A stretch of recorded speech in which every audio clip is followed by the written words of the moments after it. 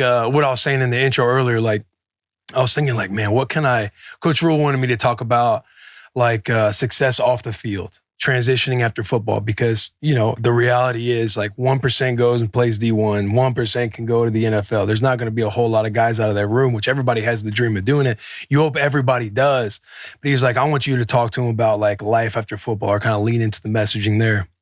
When I was trying to think about when we were flying out, like what to kind of go off of, unfortunately, earlier that day, there's a text message I got in our Huskers for Life group chat. There's like 20-something of us. We call it the Husker birthday group chat. It's kind of like we only chime in when somebody's, like today's kid's birthday. Yeah. But, happy birthday. It's just a line of happy birthday, unless there's some news that happens. And somebody dropped in the chat that Kenny Wilson, he was a running back. He was a senior when I was a freshman, so I didn't know him very well. I only had a couple conversations with him. But a teammate of mine had killed himself, like he had died. And listen, I haven't read all the reporting or anything else. That's just what was kind of in the group chat. And that he wasn't doing well, and they think he took his own life, and yada, yada, yada. It was just like a sad, unfortunate situation. And it got me thinking that, this is a dude that I played with, that I'm in my 30s. This dude's in his 30s, and his situation wasn't going well and felt the need, whether he took his own life or however he ended up passing away. But just being in a bad situation, I was thinking, I was going to lead with that story to think like all you guys in here think that, you're gonna play college ball. Hopefully you all play in the NFL. But at some point, we all retire, whether it's after high school, whether it's after college, whether it's 2 years in the league, whether it's 3 years in the CFL, whether it's I got to play for 9 years. I said, depending on the day, 10. But I was like, it all ultimately ends. And unless you're like a massively successful guy, like most people, you still have like a whole lot of life to live. True. And so it's kind of going off of like taking advantage an athlete. And I would love to have your perspective too, because you work with the NFLPA.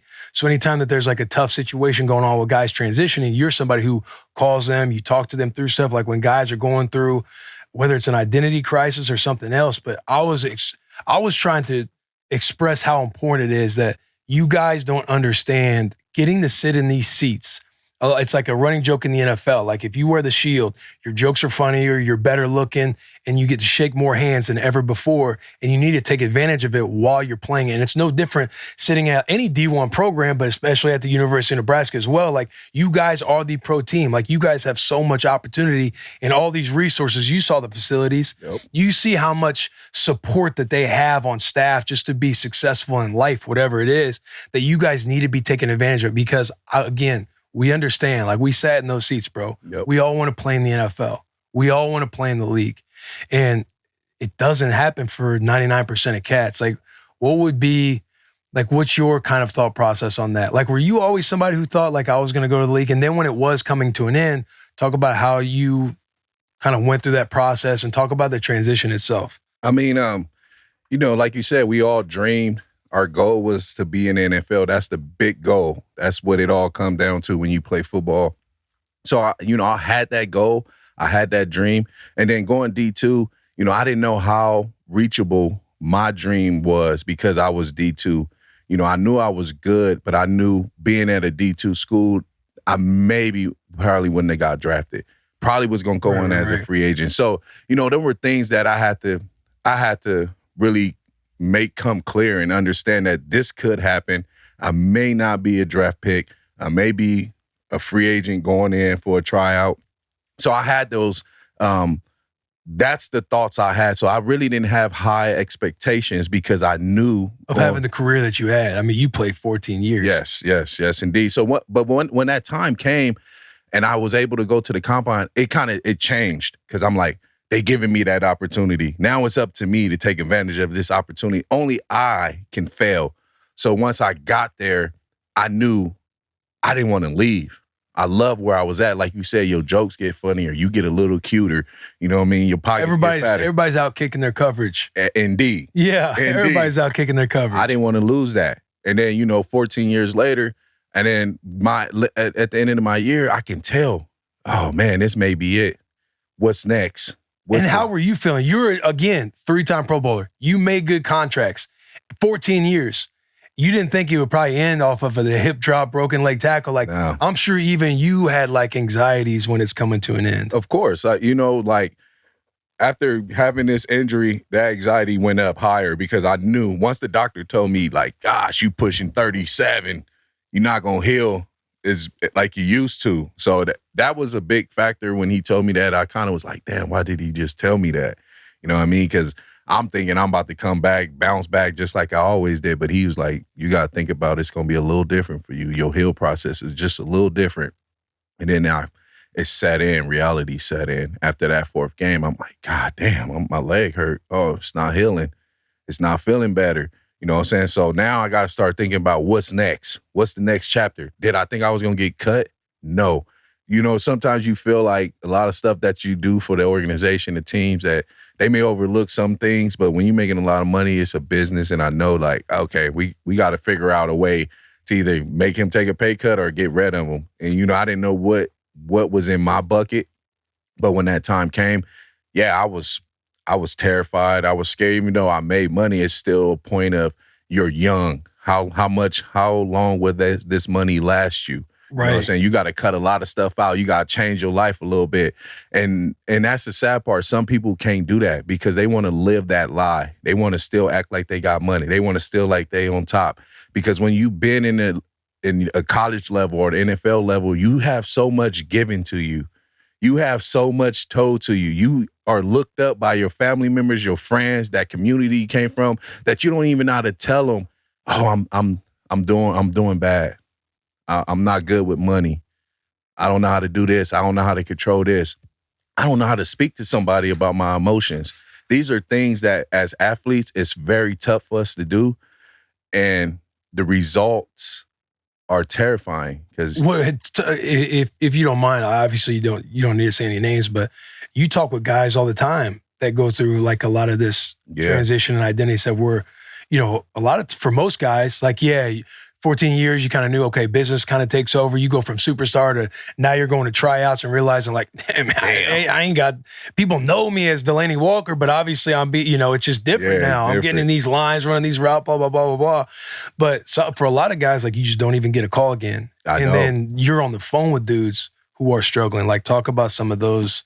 That's the tough part because, you know, when we reach out to them, they not expecting it. They don't know why we're calling them. It's just we give them a call. And sometimes, you know, I feel like they've been waiting on that call. They've been waiting on a call. If it's not from a teammate, from a person who played in the level, somebody who been where they've been, they wait on that call. Because it's almost like players is almost like owners in some spec because it's like, once we stop playing with that guy, we don't communicate with him. It's like, what have he done for me lately? That's the league. Yeah, that's the business.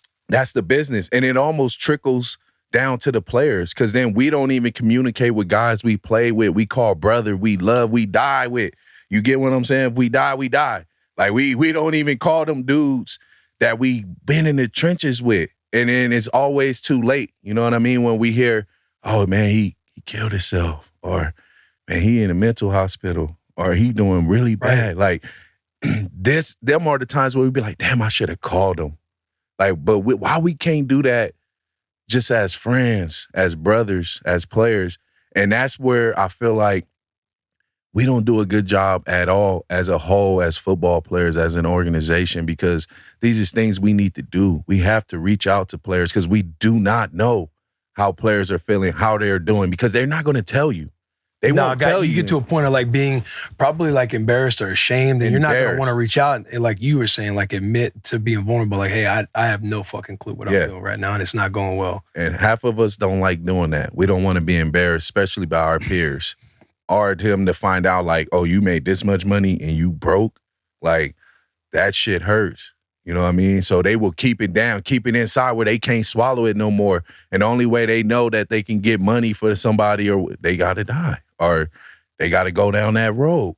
And that it's just tough, man. You know, dealing with players and talking to players and just hearing some of the things is just, sometimes it's tough. And it's a bad situation. But again, that's why I'm a legend coordinator. We're trying to change that stigma.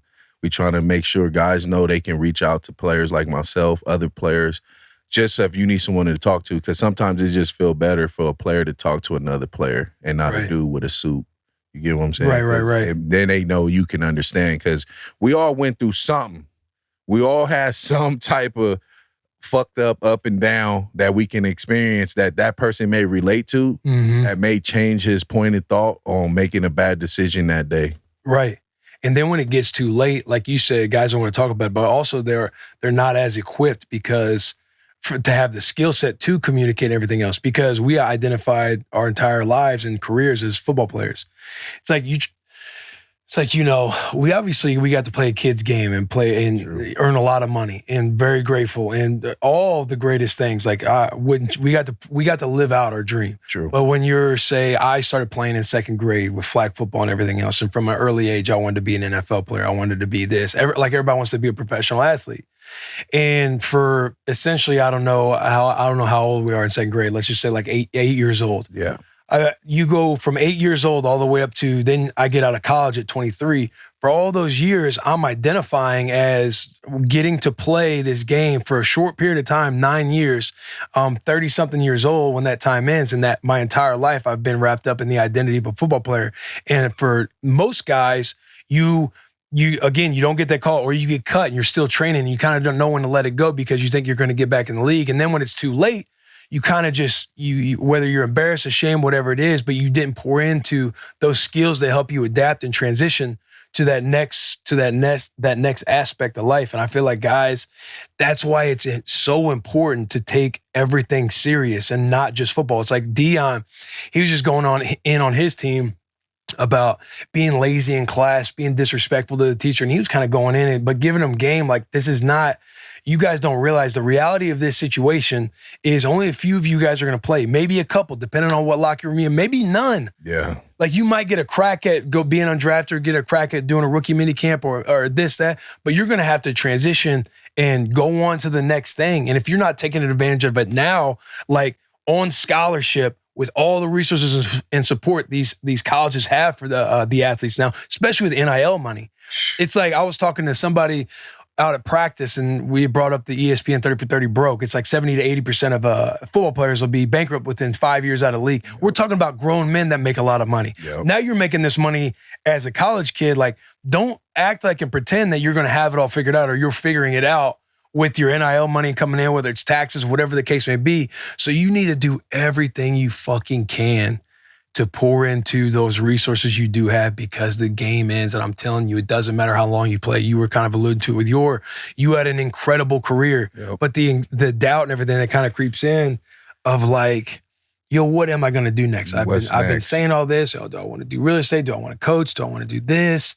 Like I had podcasting written down and stuff, and I'm glad that this has worked out. Yep. But it wouldn't happen unless like the intention of like being serious of, hey, this is going to end soon. I really got to start figuring this shit out, and do not wait until it's too late. And it's funny you say that, because as NFL players, we kind of have that thought, but as college players, that's not even a thought. No. They don't even think about that, because in their mind is, I'm a football player. I'm going to the NFL. And it's a shocker. When they don't go, it's a shocker. And that's the tough part, because now NIL deals, these cats is getting money like you said, Dion talking about disrespecting the teachers, not being lazy in class. They already think they paid. They already think they're celebrities. Right. They got commercials. They getting paid. Like, in their mind, it almost takes away from really being a student athlete, because you're still a student athlete, not an athlete at school. You're a student. You know, the saying too is like student athlete. Like you're there. Hey, student athlete comes first. You're a student first, but everybody kind of knows the underlying tone. Like, we're here to be athletes. We're here to be athletes, and that's where they go wrong. And you know, I'm in that same boat. I should have took.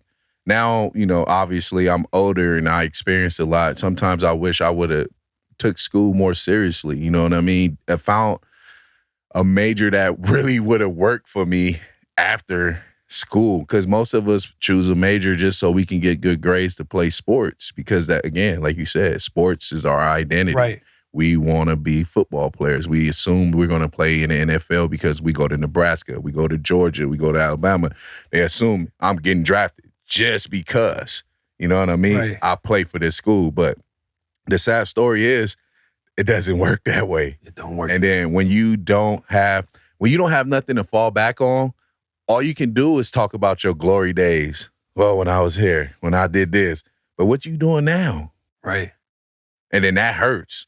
You know, that hurts when you hit somebody that, because now you being real instead of, you know, keeping their ego up. Like, yeah, you was a beast. You was da-da-da-da-da. But that was 20 years ago. Yeah. Like, what you doing now? Yeah. Like, what have you done to make you more talkable now? Right. But see, players, they don't understand that. And then when you do be real with them, they may cut you off for being too real. Because he too real. He being too honest with me. I need someone to kind of help me live my glory days. And I come across a lot of people like that too. And you know, I'll try to be as honest as I possibly can. Like, shit, it's over with for you. Yeah. Like, come on, man. What you got going next? But again, you gotta know who you're talking to. You gotta fill them out, because this is a tough subject. And as we seen, you know, players is taking their life left and right. Bro. And it's like, there's been a couple over the years where somebody's in prison. They're like, hey, so-and-so, Rob, seeing if anybody can get him a phone. He just got out of prison. He wants to communicate, blah, blah, blah. And it's just like, man, what in the... Robbing people, doing frauds. Yes. Like, it's because, again, you know what I mean? It depends on what level you was at. Imagine being in the NFL, you was making hundreds and thousands a week to getting cut. You'll never find a job like that where you get to go out, play a kid's game, and get $100 and some $1,000 check a week. They look for that itch. I need that fast money. I can't work for somebody for $50,000 a year doing all this crazy work, to stand after work, putting in the hours. They don't want to do that. Right. Because in football... Nor do they want to listen, because people come in and kind of talk with it. It's like, you're on that side of it now with the PA.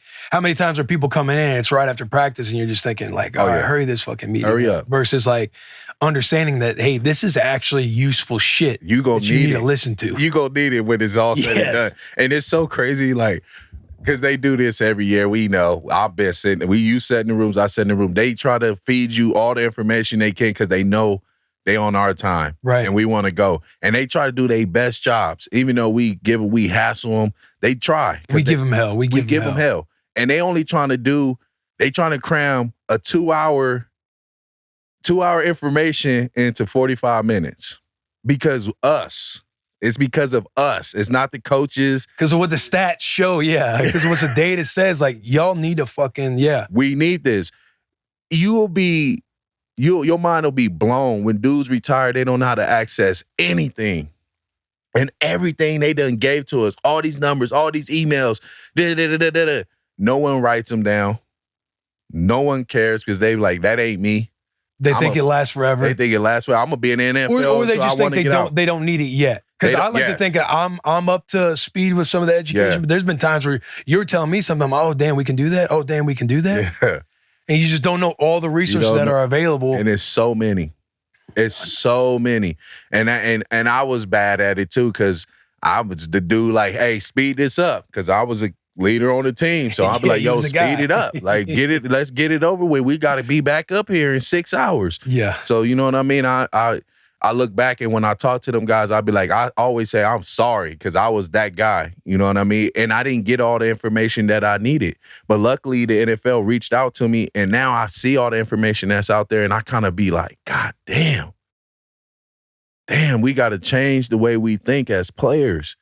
Just because we want to go home, we don't want to hear the information that benefits us. Right, because we're thinking whether it's recovery or just going home to get on the game, whatever it is. Whatever it is, because motherfuckers ain't going home to get on the playbook. We know that. They try to go home and get something else. Yeah. But, hopefully, that changes. We're trying to figure out ways to make it more where guys can take it in. We trying to make it where they can take all the information that they need, but give them time to feel like they have their own time. It's how do you get this information? How do you deliver it in a way that can get them sparked and interested. Yeah. Versus like, yo, we got to get in and get out of this thing. Well, now I just tell them money, man. You leaving money on the motherfucking table. Yeah. Anytime you don't listen to us, when we give you information, you're leaving money on the table. You know how many dudes I spoke to that didn't even access their line of duty because it was too late? They didn't know how. Or they didn't know when. That was the one thing you was telling me about. I'm like, oh yeah, I gotta fucking get You gotta access it before it runs out. They have a time limit on the line of duty. And cats do not know that. They didn't even know that when they got out the league, they could have been getting a check for 7 years. And they struggled for those 7 years. And then they'll hit me like, man, my boy told me he was getting line of duty. How can you help me? And I'll be like, run me your name. And then I'll run that name. And they be like, oh, he missed it. I'm like, how the fuck I'm supposed to tell him that? You know what I'm saying? How I'm supposed to sit here and tell this man he just missed out on 7 years worth of money? Yeah. When he's telling me he's doing bad and he needs help. And then I can't do nothing about it because they like, well, he missed it. That's not on us. I'm like, God damn. It just, the thing is too, like ultimately, for everybody listening, like it's more common. It's than more you common. think. It's way more common. It sucks and it's sad because we're in such an incredible spot for however long it gets to be. It's a short period of time. But again, whether you're sitting at a D1 university on full scholarship right now, playing any sport, whatever it is, you're a young athlete and you're in a position to take advantage of resources and you don't do it. Yeah. Then it's too late. But it also falls under categories though. You got to have 3 to 4 years under your belt.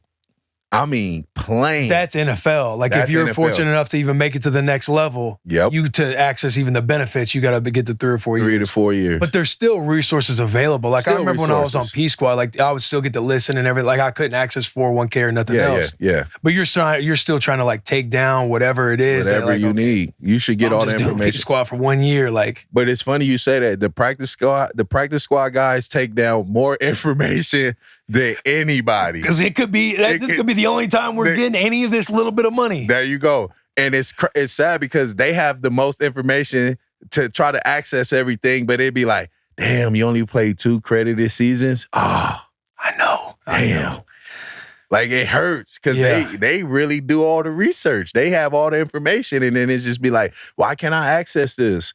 I'm like, look, how many credited seasons you got? Fuck. You still got to I'm like, damn. Either didn't get it or hey, you got a couple more. Like you got to make the team. You got to get 2 more, bro.